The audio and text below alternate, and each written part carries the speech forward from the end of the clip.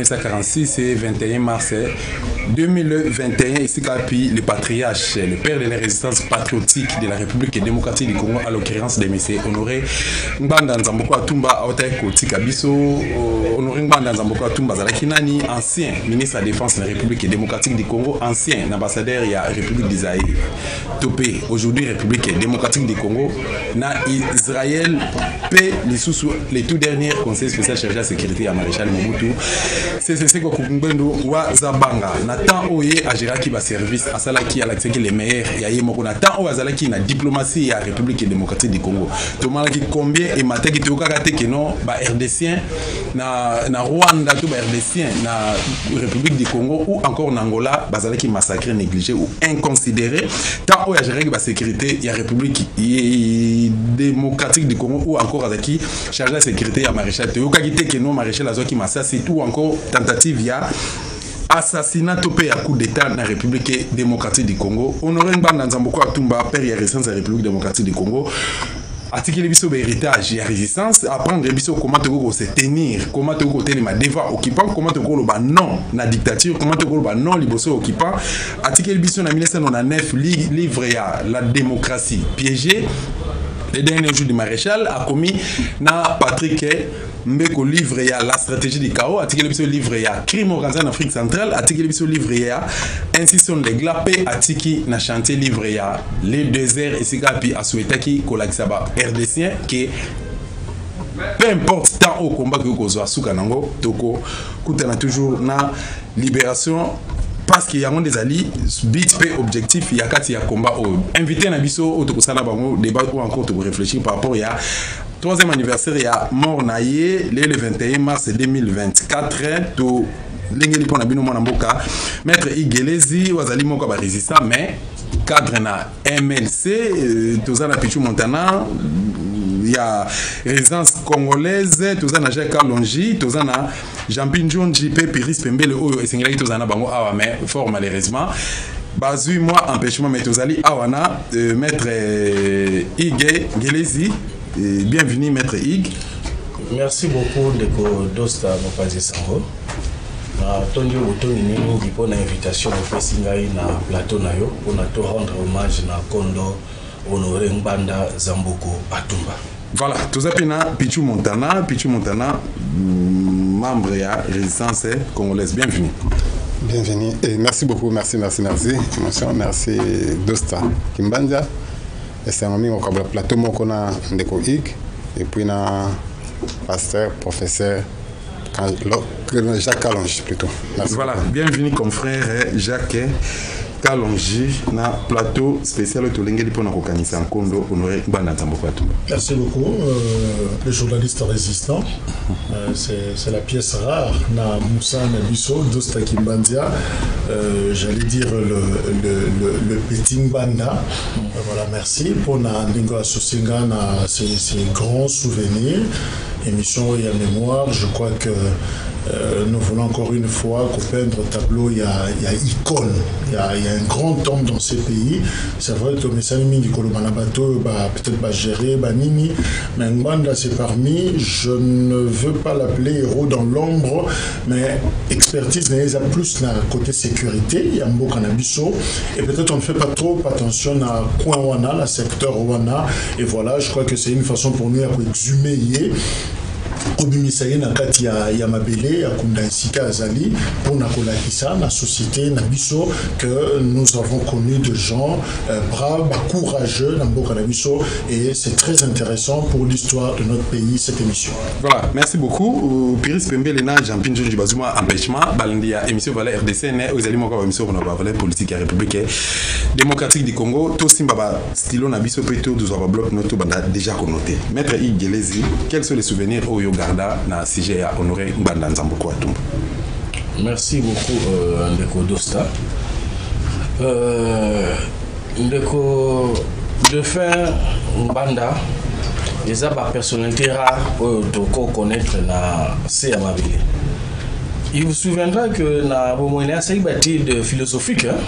Il fut un philosophe. D'abord, Nenga côté na service, il a été recruté par ses aînés.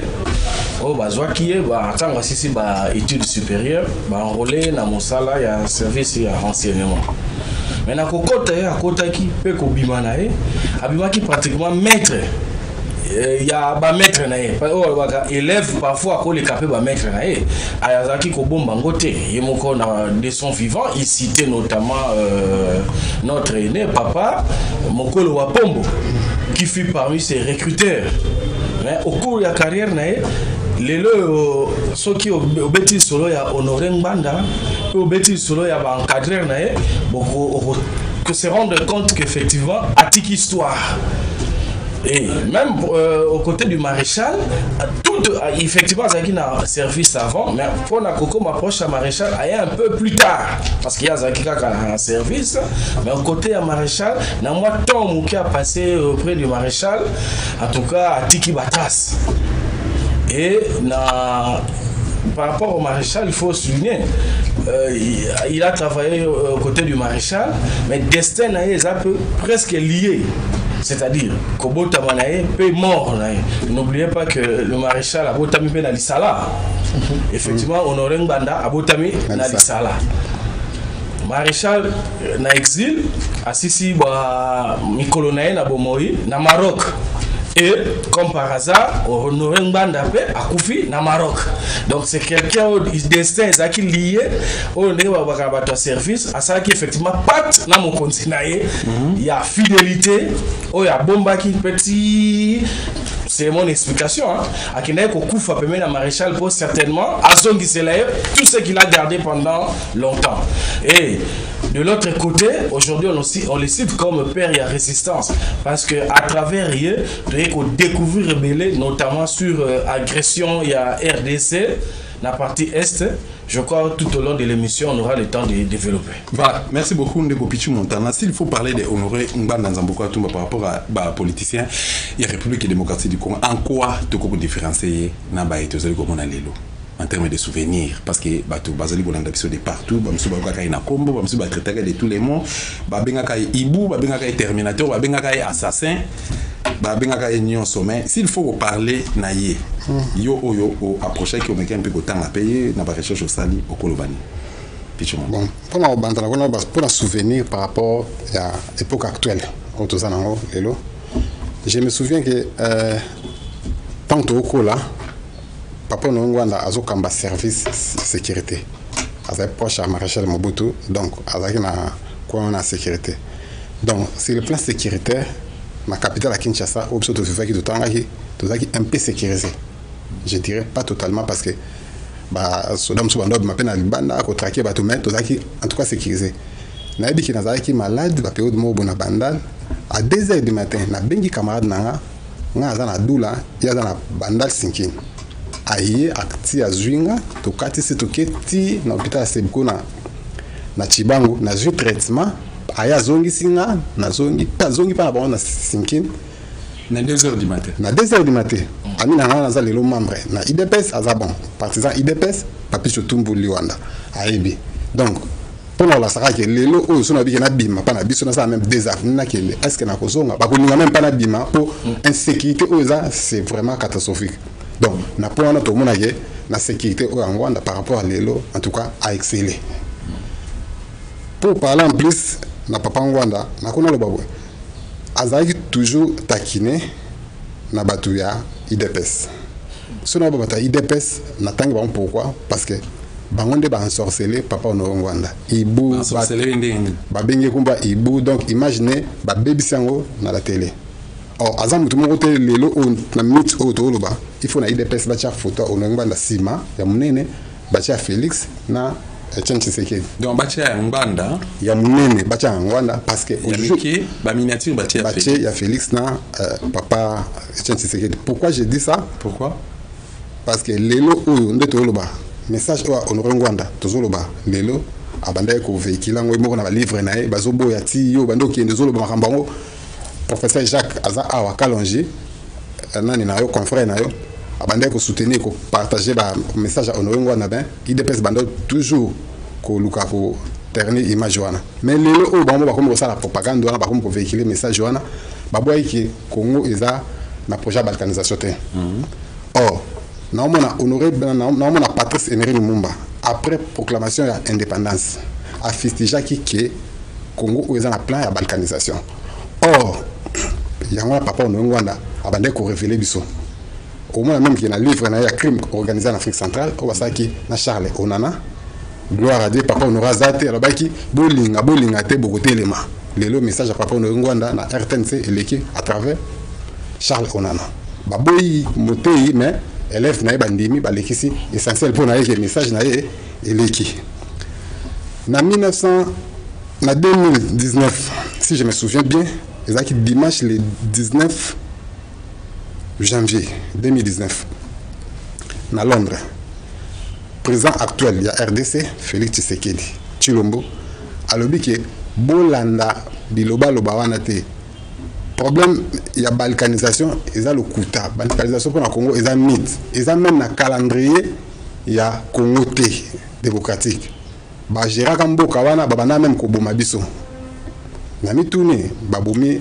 papa azo ba kimta boma ki faut là ça ba preuve que abomaki bo abomaki tout ça so on a interrogé un peu histoire il y a CNS na mais qui natali na moni nulle part CNS Owapi ouais 1992 conférence nationale souveraine. OK na rapport na ya bien malaki et puis na ba meurtre papa na ba cité été Désiré Kabila ayo sala nini projet wana na Abdoulaye Ndombasi yimto alandela basi makambo wana na bi à l'époque bakanga ba bloko ba bien ya papa na Rwanda.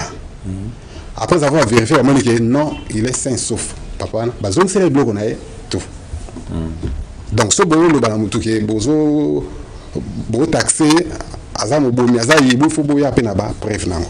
Déjà côté wana preuve exacte pour même Kabila oyo Désiré au baki benga papa na Rwanda. Donc azalaki na haine la deuxième république au bapesa bon même code 32 talati alandi bo tia vérifier monnaie que papa wana tambola penza na kini nyonso.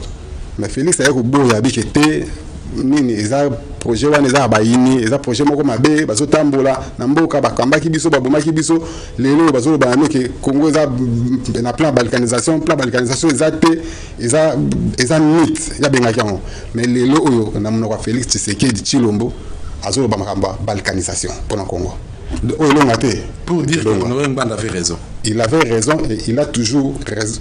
Il a toujours raison. Donc voilà, merci beaucoup Ndeko Jacques Kalonge. Particularité à Honoré Ngbanda, il faut dire donc en termes de souvenirs au Yogarda n'a pas rien parce que les Toyebaki ba Bolikango, Toyebaki ba Mpolo Maurice, ba Joseph Okito, Toyebaki ba Liaou, Toyebaki professeur Liaou bien sûr, Toyebaki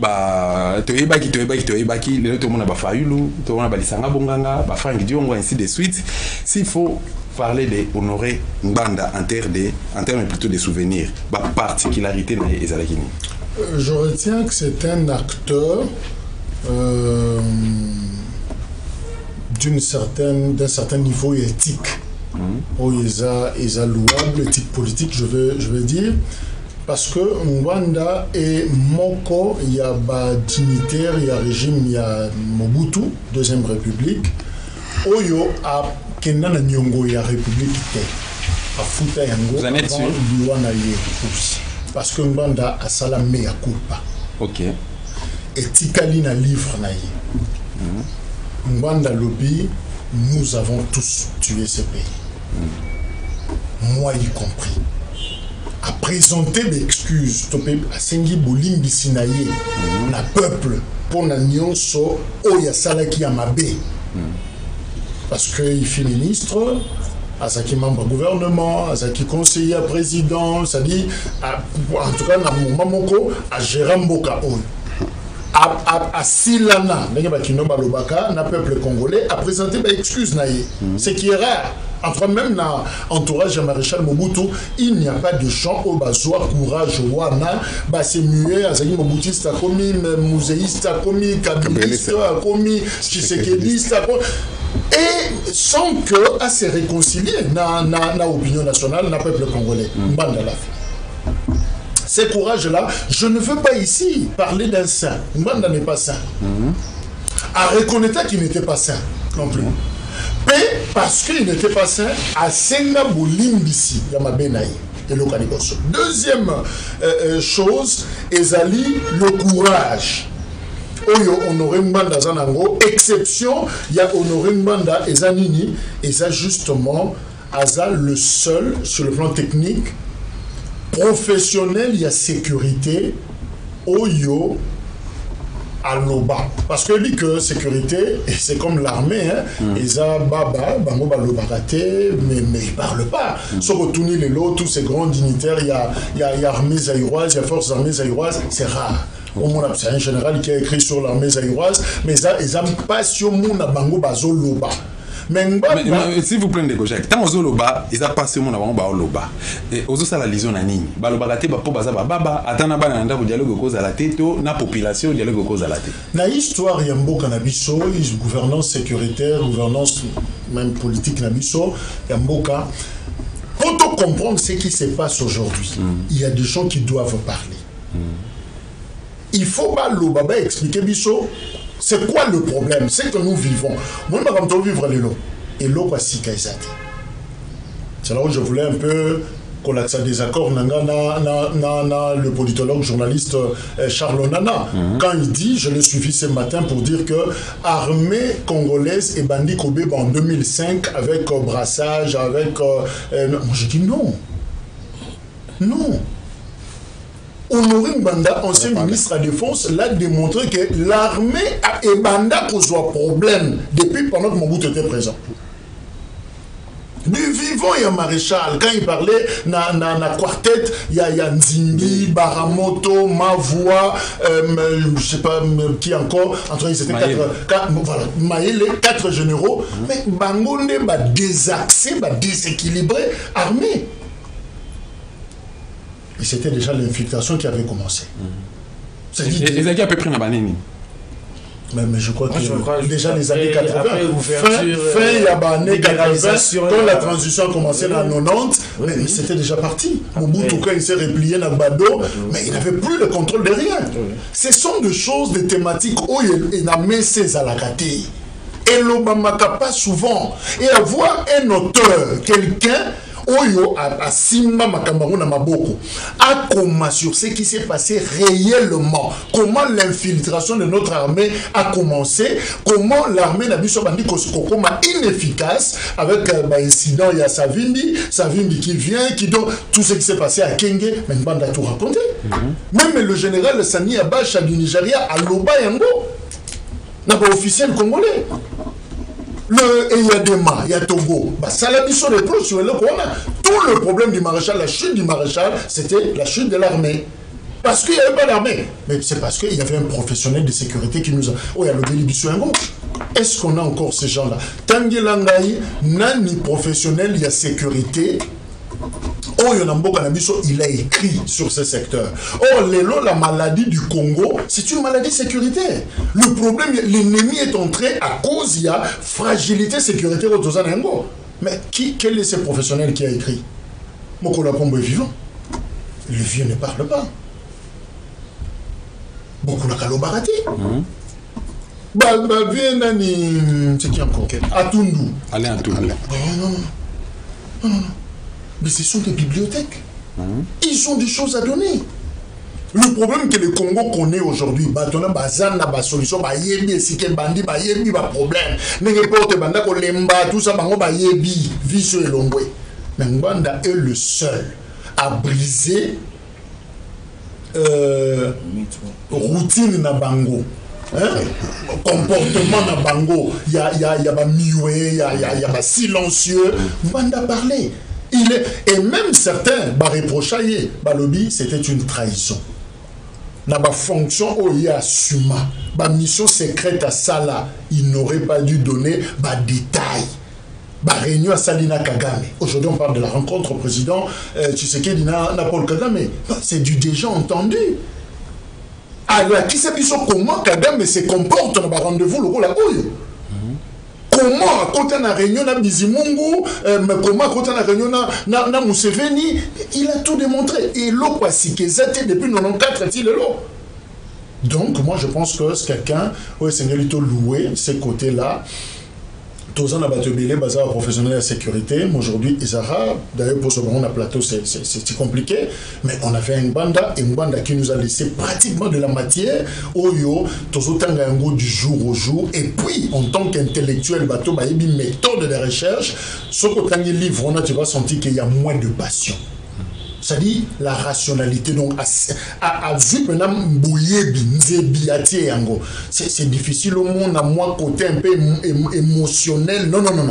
Vraiment, il est en train de relater. Là où les hommes noirs, le noir, est-ce que les hommes blancs, les hommes blancs, il présente le fait. Il est resté factuel. Donc, moi, je pense qu'on a deux considérations. On a quelqu'un qui est une pièce rare, qui a reconnu ses faiblesses. Ça part na kokoya mboka na biso à Sengi Bolimbisi, ce qui est rare, et deuxièmement, Azamuto a lobby un secteur qui ne parle pas. Mbanda parlé aujourd'hui, Charles Nana aye, Azakoloba, Azako expliqué.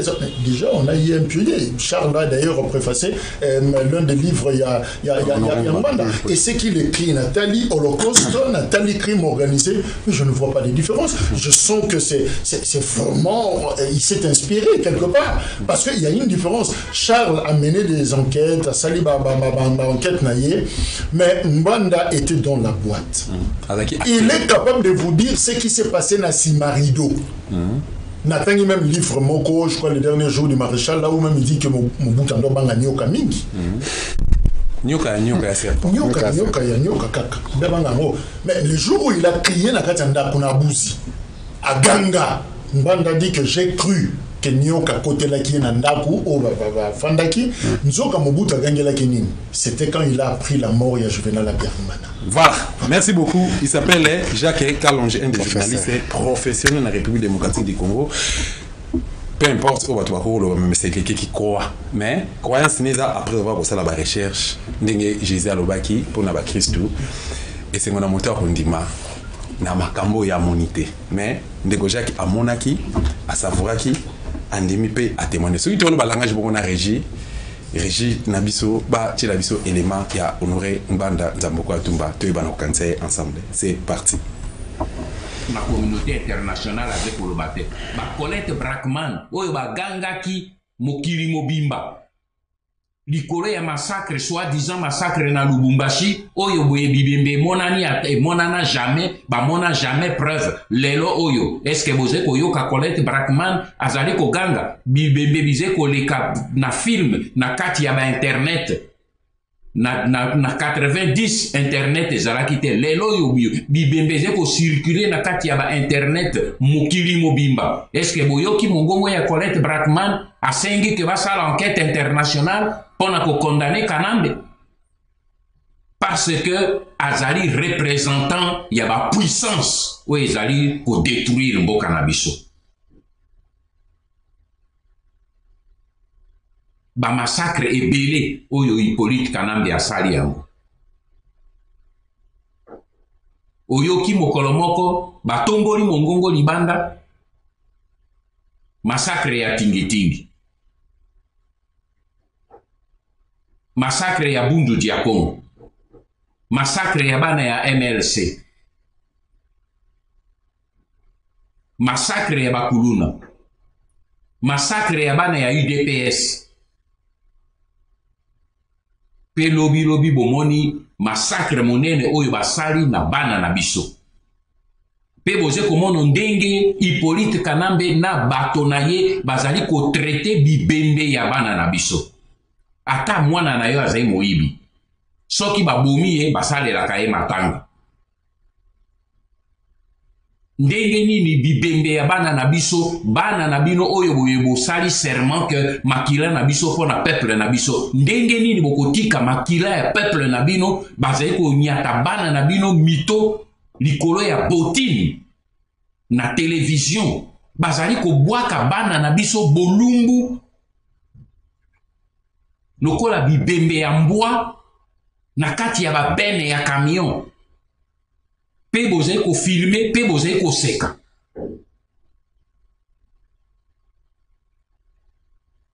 Est-ce que bomona bibembe ya ba Rwandais bazai ko tambola likolo na yango?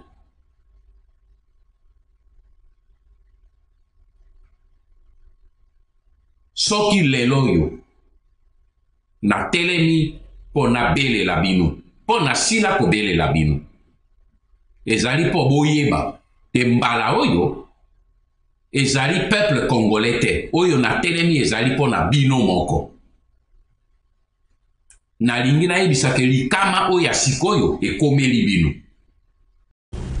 Voilà, tolandi biso nyonso na ba ndeko bazolanda biso na bandaku ba noter d'ailleurs na seki muke parce que namoni comportement ya ba militaire na biso alelo ba policier na biso alelo oyo bon bolimbisa nga boza batata na nga mais du moins na linga na salisa bino na ba vérité na lobaka parfois to ye kola kozala professionnel mais na condamner bino en partie na condamner plus ba kontina bino surtout commandant suprême na bino à créer les bino ba formation professionnelle de façon que boy banako rendre yango boy banako zala utile pe pour na mboka et surtout pour la population ya République démocratique du Congo oyo bola pela kandai qui makila na bino pour l'école.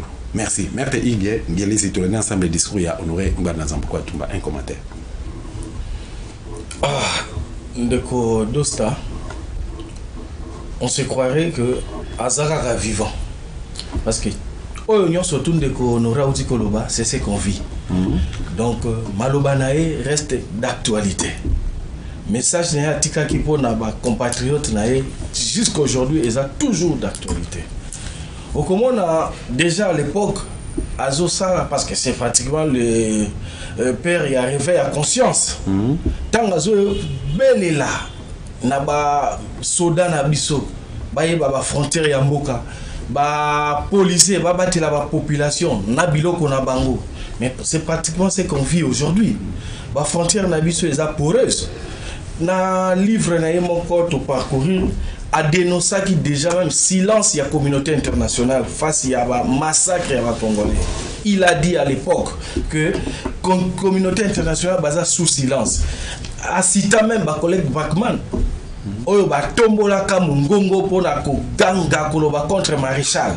Mais une fois Maréchal parti, République de la frontière nabiso à tout moment ils ont attaqué au silence. Bah, médias internationaux, personne n'en parle. Et les loyaux, situation avec le M23, tout le monde sait, parce que ce n'est plus un secret, que le Rwanda, l'Ouganda est derrière le M23. Tosigna Bakor sous Maréchal. Avant le pouvoir actuel. Mais bah, accord, même il y a une résolution des Nations Unies, aucun effet sur le terrain. Nous avons la MONUSCO depuis Baya, nous avons décidé les lois Bakenda. Aucune victoire il y a MONUSCO palpable tout le monde a vu que Mboka ne fait que pour pendant une année, tu fais la Kimia na Est. Jamais. Jamais, jamais, jamais. Mais, bah, oh, bah, ça n'a si manabango, tout y est, mais regarde silence. C'est pourquoi même dans le livre Nemonga Komaka, le Rwanda et l'Ouganda ne sont en réalité que les bâtons visibles qui frappent le Grand Congo. Mais les mains qui soutiennent ces bâtons, ces mains-là sont gâtées et visage voilé.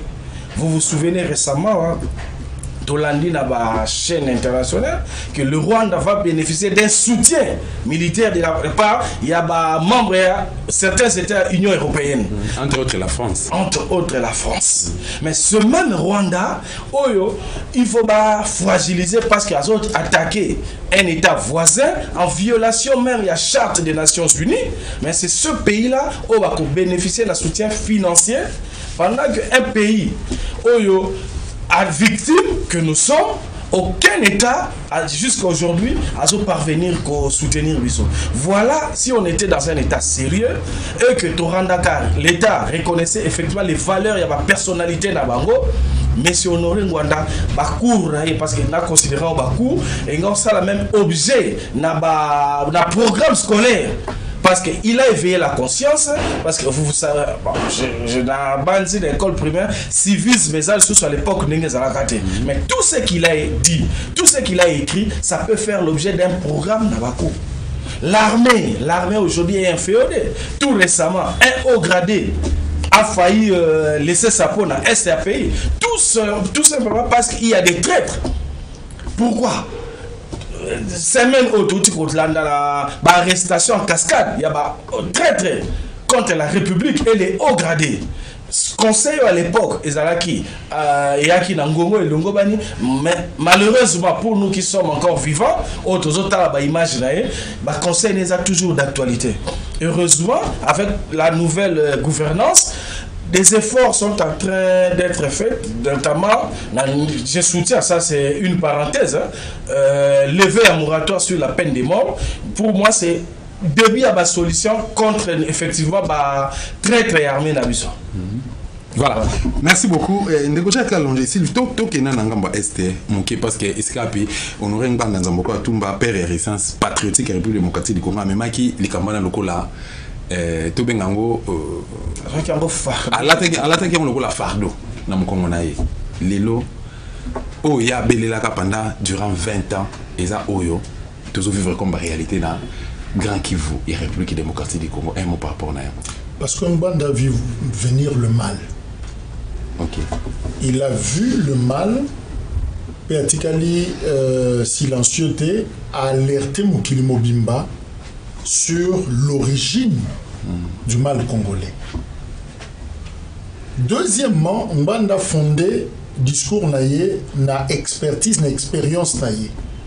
Il a enquêté na montagne, colline, et sika rébellion, il y a Laurent Désiré Kabila Bandi. Azala Kawana, Amoni Noyou. Amoni, d'ailleurs c'était parmi les premiers biloko qu'on a les bosso à Sala. Amoni nenge likambe bandi. Ayebi aventure nyonso, c'est-à-dire le plan, il y a occupation, il y a Congo tel que monté par le Rwanda et même l'Ouganda et même les grandes puissances occidentales. Mbanda ayebi yango pas seulement comme chercheur, ayebi yango comme un des acteurs. Il a échangé avec les tenants, il y a plan Wana. Donc c'est quelqu'un qui connaissait ce qu'il disait. Il connaît le mal ou Ayebaki, le mal congolais, le mal zaïrois, le problème du Congo. Moi je pense que Azam Bouta Azolaksamon Likambosa Kuna. Ce qui Bolandi Moussapina était placé comme c'est là où Toko aborder question, il y a Congo avec beaucoup plus de responsabilités. Problème d'Abisso, on a tendance à ignorer. Moussapi a honoré Mbanda. Et si tu as Bisso, mais tu as dit Banda Awa, place Tobani na Katikati. Or, il y a PC Bisso ba élément. Ba basique. Oh, ce qui te landi yango na début, nous allons tous comprendre que l'histoire en réalité ne fait que se répéter. C'est-à-dire, nous avons affaire à même ennemi, même objet, même plan et la même stratégie. Bah, ça fait 30 ans maintenant. On a vécu cette situation à 30 ans à vivre Ayebi, mouvement ni basosal. Et biso na katikati en méprisant l'histoire. Difficulté, nous pensons que la porte commence à bouger aujourd'hui. Oh, banda pour bouger depuis Kala. Cette traversée, ces prétextes rwandais à FDLR. Ça ne vient pas d'aujourd'hui. Mobutu Ayoka Mote. L'Igambef de l'Euro, Maréchal Ayoka. Laurent Désiré Ayoka. Joseph Kabila Ayoka. Tshisekedi Ayoka Yango. Kagame n'a jamais changé de discours. Il n'a jamais changé de narratif. Il y a Wanganaka. On en a l'appel le grand menteur. Yandi Maka jamais. Moi je suis derrière. Jamais. Même pour le Burundi. Azowangana. Il y a ça au moins Honoré Mbanda, quand vous lisez ses écrits, grâce à eux, on a eu à l'interviewer de temps en temps, même hors micro, on a eu à échanger. Mais finalement, je me dis que il est le seul qui a pris le courage d'appuyer Sabiso problème yango. Mais si on m'a bien dans les années, personne ne regarde sur toi. Abanda kola qui ça m'a bien yango, mutoli ngotalate. Yo potala monter. Bon, je n'ai pas décidé. C'est grâce à lui que ça m'a permis de comprendre certaines choses en tant que journaliste. Et après avoir compris certaines choses en tant que journaliste, aux leaders et opinions, des milliers de Congolais, des milliers de personnes, pour ne pas parler que des Congolais ou des Africains, ça a facilité à voter à la rue à Rolanda. Par la suite, devant Noé Zakini. Jamais, Mbanda Tikala Koko Sate sur cette menace et occupation Mbokanabiso. il est resté même scientifique. Parce qu'il a évoqué ma source documentaire, historique, pour nous démontrer la situation. Nous avons contredisé un terrain scientifique à Zati. J'ai rencontré des gens, parce que j'ai croisé ma lobby, ma connaissance, tout ça. Nous avons contredit une bande même dans la coulisse à Zati. Mwanda a simplement été victime de préjugés. C'est-à-dire, c'est son passé, balatisa y chapeau, ou y certains cas qui ont du mal, il y a Kolongo Lengo, mon na image mokoboé, mais derrière ça, il y a une vérité, ils ont coulé. Na uto lobao, likambo ya kolobake, moutoua salimé ya culpa, moutoua ndimi responsabilité, le seul, en tout cas parmi rare, na sécurité, oyo a ça pour dévoiler ba situation. Chimbombo mokuna. Parce la sécurité. Parce que je loue d'ailleurs mon Insta. J'encourage. Son courage d'ailleurs. Qui est un ancien de l'IDPS, tout ça, rappelez, tout c'est il dit des choses. Il explique certaines choses, mais à sa manière aussi. Mais au moins, il y a une partie. Il y a Makamuso Azoloba. Oyo, Borobo Chalitoui. C'est un professionnel de la sécurité. À un niveau, il vous révèle, mais Mwanda nous a dit il nous a appris, notamment par ses écrits, que l'État congolais avait cessé déjà d'exister. L'ennemi, comme la fourmi, abandonne d'abord par l'État congolais.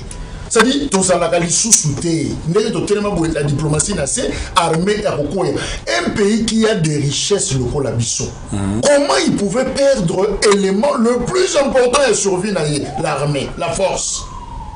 Nous n'en avons plus. Pourquoi la guerre est au Congo? C'est parce que l'âme même de l'État, la force, j'ai un juriste à côté de moi, Baboto la Bissau. Congo comme donc ce qui peut toujours vivre en réalité permettre de rendre compte à la moi superstition, je dirais que c'est Dieu. Pour la logique rationnelle, ce que vous avez la Congo pendant la normale, et puis c'est fini, il n'y a plus rien. Donc moi je pense que Mwanda nous a révélé tout ça. Mais le grand problème, on est dans des débats de foi inutiles. Pourquoi ne pas prendre au sérieux ce qu'il nous dit? Pourquoi ne pas coacher sur table Makambo Lobito Banda pour examiner point moko tout ça là état des lieux par exemple de sécurité. État de lieu sur situation de la défense, comment qu'on désinfiltrer l'armée d'Abisso. Et comme une chanson, l'armée est infiltrée. L'armée est infiltrée. C'est quoi? Pour tout le monde, on a Mabé, et là on est aux angles. Pour Bissou peut infiltrer, et là on est aux angles. Il y a d'autres pays, on va monter plan. Si vous voulez que Imatouti, cet empire, soit la République de Kivu, tout ça, mais il faut déstabiliser la gouvernance au Congo. Il n'y a pas de problème. Les relations internationales, ça passe, ce genre de raisonnement. Il faut déstabiliser les voisins pour survivre. Mais qui nous empêche de faire la même chose aux autres? Le Burundi a fermé la porte. Qui nous empêche d'étoffer aussi un plan pour déstabiliser le Rwanda? Ils ont basé la élection en juillet. Et là, on est dans un Bissau, on infiltrer Bissau peut travailler. C'est comme si on ne débat pas sur de vraies questions. On ne revient pas sur de vraies questions. Mais on a eu un compatriote, oh, a tenu Bissau de vrais débats, de vrais sujets. Na Nicolas Messa, Bissau Zakunate. Bissau Za toujours dans ma cambo, il y a Bissau Kaka, au Bissau Métal. Donc moi, je pense que de ces côtés-là, Mwanda est parmi les gens qui ont vu le mal. Ils ont dénoncé le mal. Ils ont donné des pistes, mais je ne veux pas dire qu'il a été simplement saboté. Voilà, merci beaucoup. En décembre 2026, ceux qui n'ont pas la mémoire, on a traité mon konaye privé, bien sûr, on a posé des questions par rapport à l'armée Nabiso, puis on a posé des questions par rapport à Port Naye, Lelo. Pendant 18 ans, avec Pandaki, régime d'occupation, aux acquis dirigés, et pas à Kanambe, mais tant au moins, on a Tshisekedi, où il y a Ibaki Tatanaye. Aïbaki personnellement, Azoa qui pouvoir, Nandengi, Azola qui amo. N'a posé une question, est-ce que papa, c'est possible que Oya qu'on prête main forte pour que finalement tout sauver Mboka Nabiso parce que moi na Oazo ndeko Azo diriger Mboka Lelo, Oyebi Baparanae et puis tout ça. Alba inanga, moi nanga dosta, on n'a pas une armée. ya mibale au bakisa par rapport à relation na Félix ou encore ko sunga mboka alobaki nangelo moko bike on ne construit rien sur les sables. Moi mboka Pichu Montana nazongi pa inayo on ne construit rien sur les sables et puis tozana armée te oyoki ko sauver mboka na République démocratique du Congo. Est-ce que discours ya papa Honoré Mbanda otutu kolanda wana azuko interpeller conscience il y a ba militaire na ba policier na biso na bande comme ça service soki bayoka ki ou encore soki lelo ba ko mettre en application aux assurer que ko sauver mboka na impasse ou tout ko mettre lelo et sauver mboka facilement. On dit que message na wana bon on a habité quelque part grand frère nanga tout un peu un problème là. J'ai un grand frère qui est militaire. Bon, j'ai deux grands frères qui sont des militaires. Moko ala militaire, il y a garde civile, à la formation en Égypte, il y a une formation Congo et Tangisaï. Les lopés, aza awa, aza dans la police, travail. Mais depuis que nous avons papa Honoré dans le bas, grand frère n'a pas 5 000 francs à payer sa pour nous dire que bango ba complice. Mboka za biso toujours besoin de libération, mboka biso to vivre en paix. Bango de baza mission bango za ko sécuriser population na blona. Et puis ba militaire ko sécuriser intégrité territoriale na mboka na biso. Mais bazo sala ngote pourquoi? Pourquoi ba sala ngote? Faut que nous surtout écouter na sommet à l'état. Parce que bato baza likolo papa Honoré na lobaki eloko to bana alanda ki ebe alobi parce que pouvoir, la manière dont on va accéder à pouvoir, c'est la manière sombre, c'est bien. Donc, Moutou a mis le pouvoir, ça toujours la manette. A besoin de drone ou est en bas le colo, donc manette nango, on a signé un sous. Et qui à côté, ça redevable ya ba mentor nae. Ba mentor nae. OK. Nous les ana attaque mais qui tout le bien on a rambo traîtrise mais na armée et ça tous ana batuti, to be batuti te. Ba bandi on a biso, ba rwandais to vivre na bango to faire na bango mususu kutu na biki to ndo tanga na bango avant musée aya bakende eza ndinga mabete mais tina armée ba ko ti to biki baza infiltrer baza na mission mabe papa Honoré na beleli mais ba niango et puis ba grand frère na so ba vandi ba ozana ba militaire rwandais place moko ba chef na bango ba rwandais et puis ba kangi mnoko bazo bato ba boma Congo tondi mabango non yango na baki grand frère en tout cas ata 100 francs na ozwate c'est pas na kufa ne wana kuvinema pour ça so ça Congo te. Papa nous on a dit il faut soulèvement populaire. Abanda ina buso na infiltration, alobi projet ya balkanisation, occupation na mboka na biso na armée force armée. Ndeko chaka oto ba expliquer quand bien Charles na. Donc a corriger pendant très bien na landaki. Depuis banzimbi banani donc armée komaki mbutu bangwandi ka balini côté na bango azui pas civil baché donc ils ont déstabilisé mais pas congolais tout ça a conscience en chose de ça. En tout cas tout le cas revenir à raison. Pour professeur déjà fait ça qui message tout c'est un philosophe un pédagogue on peut s'appeler dans la classe co so boza pendant maïl to ligné Congo en tout cas tout l'anda Congo so eza to aussi kolango yango baki to bima ba parti politique sentiment l'équipe peuple congolais à niveau on a évité toujours derrière les partis politiques au bazar intérêt na bango mais la population te pas si tout le monde na Congo awa na c'est ba konzi wana surtout bazar bazo profiter ba konzi surtout ba profiter wana bango kana bana bango population congolaise et là au monter donc nazongi pas ndeko ibna ndeko ik abiki lever un moratoire c'est une partie de solution na vie mais non na éviter na ndenge abiki une partie na et place au Félix Tshisekedi no abiki nous avons une justice malade début quoi oui abi début donc une justice malade bako basim selo konate et ça te sim lichette et au ambon alobaki aussi malade aussi c'est lichette je sais que c'est malade tu sais que bâton surtout mito ici là na mboka ah ndé ici là dimanche passé na zaki na prison makala na déclaration mec bukebai abi non tout na ba juriste ndé bazawana justice c'est maladité mais justice c'est manipulé justice c'est maladité donc dans kana zongana dit OK non tout comme on n'a pas pour mais on se manque pas d'idées c'est qu'un homme aura s'aimer il émotionnera. Voilà, merci beaucoup mon amboka Pichu Montana. Bah ici ce tout dans quelques minutes c'est moi qui mais solo ya paraît que tu kozanga ko beta ngote sur 5 to 4 émissions. Peut-être yango vous allez prendre avis sur ka to profiter de la même occasion. To peut sa moté, peut encourager l'héritière ya trône ya Honoré Mbanda Nzambuko Tumba à l'occurrence de madame Candide OK que tu peux son voter place aux alliés. Na 2005 na mois de juin, papa Honoré a créé qui cadre na combat par pour permettre à ça la combat na malam combat oyo et télémissi ba congolais les lo consensus ba congolais lo batelema po baloba non donc il passe pe batelema ba tout so bazo conscience ko bundela mboka d'abord République démocratique du Congo. Alors question na banda pandeko Jacques, est-ce pandeko maître Ig plutôt, est-ce que cadre à Pareko par rapport à la vision ya Mbanda ezalaki pour aya na élection, ezalaki parti politique ou encore ezalaki pour que aluka ko travailler pour un autre leader, à travailler pour un régime où il y a un combattre. Nalomba représente pe na mokuse mboka Ig Yelezi. Non, je pense na combat oya portaki, combat ezaki tellement vaste. Pour na kokenda na bilango nde balobi na Bible champ eza tellement monene mais basali bazaki baza moke. D'où il fallait créer une structure oyo kolinga ko sungaye parce que kobosa na tike combat nga bandi na Europe. À l'époque les réseaux sociaux ezaki ndenge eza vitesse boyete. Donc d'où il fallait que cha structure moko oyo ko permettre à véhiculer message d'abord au travers l'Europe parce que ezaki d'abord essentiellement par la bande d'économie à la diaspora.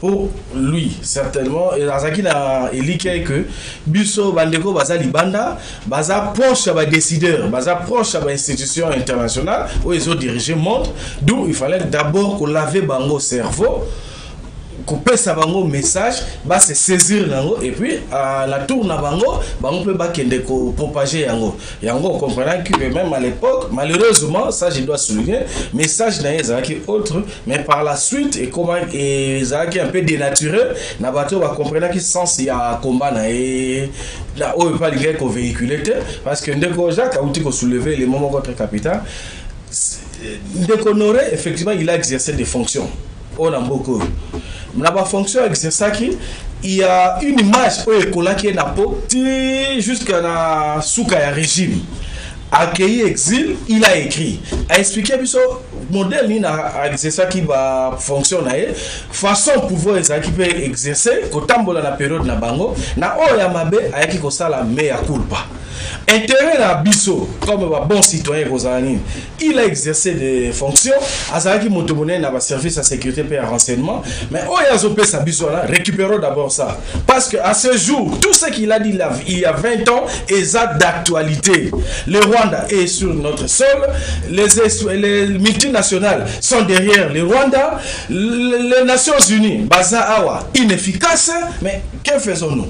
L'armée sous le maréchal parce que certainement là on ne peut pas oublier tous les canaux parce que et armée sous le maréchal tel qu'il n'a pas livré n'a commis et comment qui a mis à feriste et je veux vous rappeler pendant que l'AFDEL a colonné au gradé sous le régime ya Mobutu certains bazaki déjà en exil ils n'ont même pas eu le temps ya kobundana ba Kadogo na Kengao. Certains bazaki na Afrique du Sud na Makema qui déjà pourquoi parce que pendant qu'il faut pas que c'est constitué basunga maréchal et j'ai Paris ce qui armé tel que décrié na livre Honoré Mbanda et fonctionnaire qui bongoté l'AFDEL n'aurait plus jamais mis ses pieds na capitale parce que Isaki armé encore respecté et qu'il y a une intervention na Tchad même à approche na biso armée à maréchal et qu'il y a kozwa bemba biarima avec les antiterroristes. Donc nous avons encore l'occasion seulement de se mettre autour d'une table et de réfléchir comme les hommes. Ce n'est pas parce que d'autres Ndekodosa n'a passé naé et que à Bongwani Toko Lakaï passé Honoré Ngwanda aujourd'hui c'est un monument Atikeli Bisso richesse à travers la publication nous avons le droit il y a qu'au fouiller voilà et que tous les bons côtés tout exploiter nous aurons certainement une solution pour notre pays. Merci beaucoup Ndeko Pichu Montana to ipa na lombango penza soki Ngwanda la mukilelo atali Apareko na mbete hôpital à l'agonie. Papa eba mazo Apareko aéropé Samo Félix. Tout le monde va membre Apareko partie prenante na tout papa Apareko le partie prenante na katia union sacrée et tout le monde papa ebama a soutenir candidature ya docteur Denis Mukwege Ngwanda soka la muki lelo mais quand on kozonga kozala ndeni réaction ne kozala ndeni. Moi si na papa ebama aoka mona été pour déjà avant akufa bakabwana ayebaki déjà pour baki même na cabinet na ngai il y a des serpents ba serpents bango na ba ebama ba libita tout bateau surtout wana au bazan beso bazo na Congo lelo ba ça politique. Or idée en Rwanda déjà pendant l'occupation on ne peut pas faire la politique. Dans un pays occupé on ne fait pas la politique. Mais bango bazoya ba postuler comme une dame mais des photos na Madame Maria oui. A postulé te awa azongi na donc pour na kombe sili to ba résistante pour la résistance dans un pays occupé. Donc pour la biso pays na so ezana occupé Nenge Félix Simo a confirmé qu'il donc raison d'être il y a opposition zate biso so tout sangana tout ça la révolution papa ngona zoka la muki pour na ebama se déranger te mais a okumisa plutôt muto atikali fidèle ezayo Dosan Kimbanza eza mama Candide Okeke ou azan la pareko les loso ba lobi ba pointer à pareko ou ba pointer résistance ba mona maman Candide Okeke image ya Honoré Ngwanda papa na biso en quoi ils différencier maman Okeke parce que tout en combat azo respecté par rapport à baninga ne mouvement ya mouvement aza toujours na vision papa Honoré Ngwanda c'est-à-dire pour na jamais encore fouler pied à pour na travailler na ba collabo na bato bazo bomamboka na biso jamais aroyate ba proposition ezoya ekokende neti ba proposer papa Honoré Ngwanda mais tant que ayebi ke mboka na biso eza occupé aokanya ta makona ate donc azo respecter tableau qu'on se tourne donc les lots moto plébiscité dans maman Candide Okeke donc ça msala kitoko il faut to kumisa to ba bien fait na so papa Honoré Ngwanda la muki en tout cas voilà ndeko Jacques Kalonji tozaki na ba entretien mingi ngai na yo face à papa Honoré Ngwanda nzamboko atumba des rêves mémoire même à ta question nezalaki programmé te mais bandaki toujours kozongo ko improviser kozongi sa yango keno papa Ngwanda oyebi mingi oza capable de tout ça pourquoi oko kozonga na mboka te ozwa expertise na yo otiango na service ya République démocratique du Congo ozaki na réponse mongo boye oyo obanda ko mériter aux réponses question na plutôt et bandaki toujours ko mériter je crois bien ozonga nango plus de 4 ou 5 fois alors lelo apareko ozaki tan solo na Ngwanda otanga Kimbanda oyoka Kimbanda oyebi be vision ya apareko lelo apareko écouti virus apareko à l'agonie alors pour na yo penser Ngwanda ko rappeler bayi apareko penser Ngwanda ezalaka vraiment nini to comprenez qui nini par rapport à combat ya Ngwanda na ya apareko non mais c'est un étonnement qui ne m'étonne pas c'est-à-dire parce que Ngwanda a dans ses écrits son testament politique dénoncé l'infiltration ba côté Libiso Namboka. Je ne voudrais pas dire que Ngwanda lui-même a oublié que ce que ça n'a fallait pas côté là ok et tu le sais très bien que Vinaye et Bandeko Landama à la loupe parce que ces révélations dérangeaient plan Morobo donc les losos qui structure au Yati à Pareko et côté virus, mais moi je dis c'est prévisible. Il faut qu'on infecte structure Ngwanda pour bloquer le discours, pour kanga combat. Et puis ne vous en faites pas. La résistance a sa psychologie. C'est-à-dire il y a une attitude pour la résistance. C'est peut-être ce que Ngwanda n'a pas fini de faire avant sa mort. Produire des disciples au bassin de la capacité et même les Christ dans la période pascale il en a produit 12 mais quand il y a 12 il y a virus ce côté là Moko a vu virus à l'Okuta à Wangani Moussous a vu virus à trahison il a trahi mais c'était quand même les Christ donc sur le côté de Ngwanda trop comme mon ami donc moi je pense que ce virus, c'était prévisible parce que niveau Ngwanda Komelaki, c'est là où son discours a posé problème. Ngwanda n'a jamais été compris. Parce qu'on t'a un moment qui n'a bon mot, son discours ne passait pas. Sincèrement, on faisait des interviews, mais vous sentez que ça passe pas. C'est après que, au point de vue senti que digestion, c'est comme Kokota. Alors moi je pense que la résistance a sa psychologie, a son attitude. C'est-à-dire d'abord, il y a le sacrifice. Ok. Oh, ils ont posé problème. Il y a la détermination. Ça dit, je vais aller jusqu'au bout, les jusqu'au boutiste. C'est ça, la doctrine, c'est ça la pensée. Quand vous citez Okeke, quand vous citez les autres, mais justement, c'est par rapport à Biloko. Il y a une vision, il y a une doctrine, il y a combat. Mais les autres, pas quitter. Bango, balingi, transformer doctrine. Mais il y a certains Oyo, ils croient en la doctrine, la globalité, ils veulent aller jusqu'au bout, même quand le maître n'est plus de ce monde. Moi, je pense que c'est tout à fait normal. Dans la structure Nyonso, tous les grands maîtres du monde, je crois que très souvent, c'est comme ça que ça se passe. On ne sait pas convertir tout le monde. Il y a toujours des disciples, en tout cas en nombre réduit, pour relayer un combat. Et très souvent, les grandes révolutions partent d'un nombre réduit. Jamais la révolution est qu'Indakana batte beleti.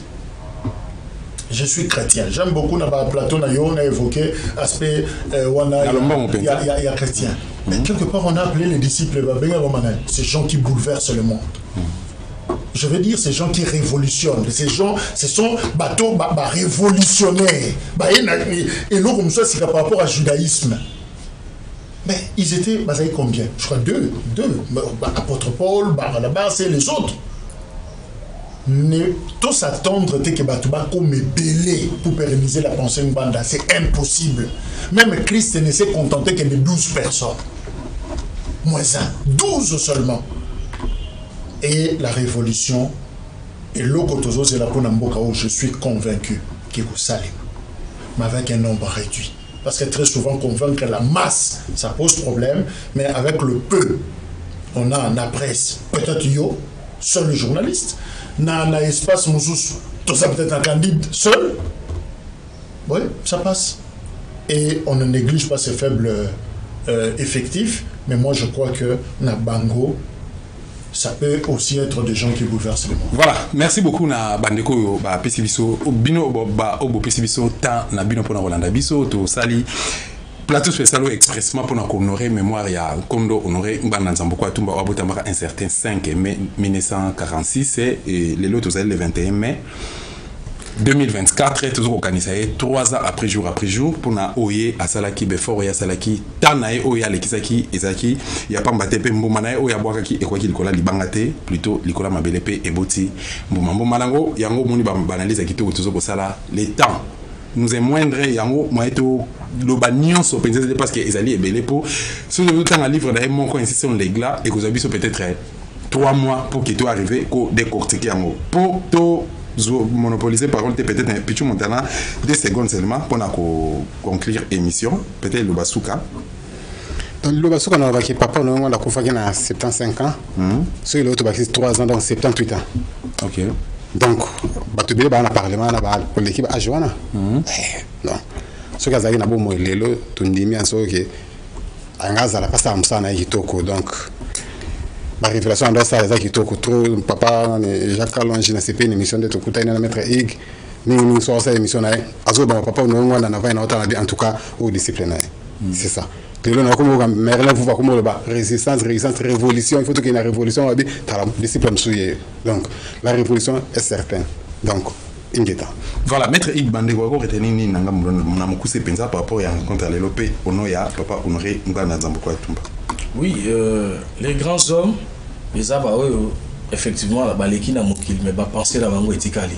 Parce que ce qui est en Chine, par exemple, beaucoup de Mao, qui n'est plus là, mais ma pensée n'est pas œuvre né Tikalaki. Ndeko papa Honoré Mbanda, certes, il n'est plus de ce monde, mais il y a Tikaki comme message peut penser là, quelle que soit structure à Tikaki défection et salémi, mais penser qu'au Tik est aussi la tête parce que on est que c'est propagé à travers minorité au Bakozalawana et qu'on permettre penser au Tikala pour toujours. Voilà, c'est je reprends les propos de Mbanda. Nous avons péché par inconscience et par irresponsabilité en méprisant nos devoirs et nos obligations envers notre pays et notre peuple et en prenant pas assez ou pas du tout conscience de la noblesse de notre mission devant Dieu et devant notre peuple. Nous portons tous une responsabilité collective et individuelle, si minime ou si énorme soit-elle, devant la débâcle de notre pays aujourd'hui. Et Mbanda d'ajouter à qui donc la faute? Je réponds, lui-même Gwanda, à nous tous. Sans exception, à Kasavubu, à Lumumba, à Tchumbe, à Mobutu, à Mulele, à Tshisekedi, à Malula, à Mosengo, à Diangenda, à Bokeleale, à Kabila, j'ajouterai à Dosta, à Hugues, à tout le monde. Et Mbanda dit, à moi, à toi, à lui, à chacun de nous, oui, tous. Nous avons péché à des degrés divers, certes, et tous nous avons déçu notre peuple. Moi, je crois que c'est le mea culpa qu'il faut d'abord. Et Toche Makamu Pembeni, Toche Bemotion Pembeni, Sikoyo, considérons ce que Mbanda a dit. Il est un monument. Tofandela n'a une émission beaucoup plus élaborée, thématique parce qu'il est le seul qui a révélé la menace contre la République démocratique du Congo par l'Occident, via le Rwanda, l'Ouganda et les autres. Mbanda l'a dit de manière aussi explicite. Moi, je pense que c'est maintenant le temps. Il y a qu'engager de vrais débats sans hypocrisie. Et je dirais même pourquoi, en attendant que l'État se prononce là-dessus, mais pourquoi pas un monument pour Mbanda, même na Bouzi, son coin naturel, ceux qui sont natifs à Bouzi, dans le nord Bangi, ils peuvent faire quelque chose. Oui, je l'ai dit, Mbanda mérite un monument. Voilà, intervenir plus d'abord conscience à la structure Rwanda, association à Bouzi, Ambia, famille biologique et famille politique. Bien que famille politique essaie de trahir, il y a Paris qui essaie de trahir déjà. Ngai, si au départ de Nangana Tike Bino, vous êtes libre et à la Obino Boninko, ça la Boya Nakishasa, Bossa la politique, beaucoup de Nakati a Ino sacré, vous évoluer, Botika résistance, Madame Candide Oké, qui a incarné, idéologie en Banda, Atika. D'abord, on appelle ce peu merci, maman. Banda. Cette observation de son Mbanda. Avec une autre dousta Mbanda. Voilà. Voilà. Mbanda au féminin, maman Oké qui est la lionne. Et l'héritière, il y a trop de honoré Zamboka Tumba. Émission est disponible sur YouTube. Beta Dosta TV, donc www.dostatv.com Rolanda intégralité de l'émission sur Kozanga ko s'abonner sur Rolanda Biso. Si comme un commentaire peut partager l'émission ça fait plaisir. Peut n'a pas invité Oyo Tozo à la même plateau pour nous la continuité ya message. Merci encore une fois Ingeta. Merci.